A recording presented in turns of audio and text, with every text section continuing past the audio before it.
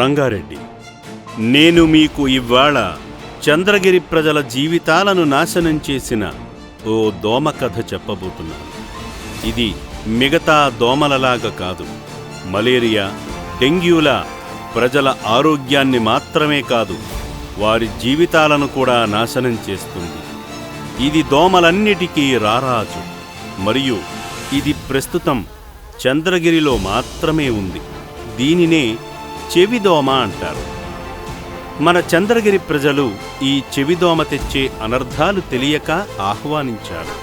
ఆకలితో నకనకలాడుతున్న ఈ దోమ తన స్వప్రయోజనాల కోసం విద్యావంతులైన యువకుల నుండి ఉద్యోగాలను దూరం చేసింది. ఇప్పుడు పిల్లలకు చదువును దూరం చేస్తోంది. విద్యార్థుల చేతుల్లో నుండి బలవంతంగా పుస్తకాలను లాక్కొని గంజాయినిస్తోంది.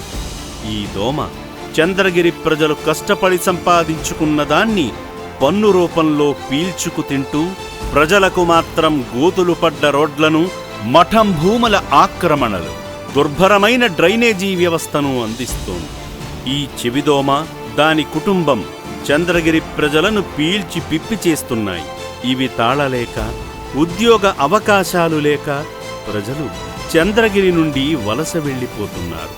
ఎంతో మంది ఉన్నత కుటుంబాలు కూడా ఈ చంద్రగిరి పరిస్థితి ఇలాగే ఉంటే వారికి 3 పూట్ల భోజనం కూడా కష్టమవుతుందని తెలిసి వలస వెళ్లే ఆలోచన చేస్తున్నారు. కొన్ని వర్గాల వారు మాత్రం ఈ దోమ నుండి తప్పించుకునే మరో మార్గం లేక ఇక్కడే వారి జీవనాన్ని నెట్టుకొస్తున్నారు. ఇంకేం చేయగలరు? ఈ చెవి పెన్న నుండి పర్వతాల వరకు ప్రతీదీ లాగేసుకుంటుంటే మన భవిష్యత్తు తరాన్ని కూడా చెవిదోమకు, దాని పిల్లదోమకు ఇలాగే బలి ఇచ్చేద్దామా? ఈ చెవి మాఫియా మధ్య మన ఆడపడుచులు ఎలా స్వేచ్ఛగా తిరగగలరు? ఈ చెవిదోమ పెరిగి పెద్దదైంది. దాన్ని సాగనంపే సమయం ఆసన్నమైంది. చెవిదోమలు ఇలాగే తన కార్యకలాపాలను కొనసాగించడం లేదా బయటకు పంపడం ఇప్పుడు మన చేతుల్లోనే ఉంది. మరి మనం ఇప్పుడేం చేద్దాం?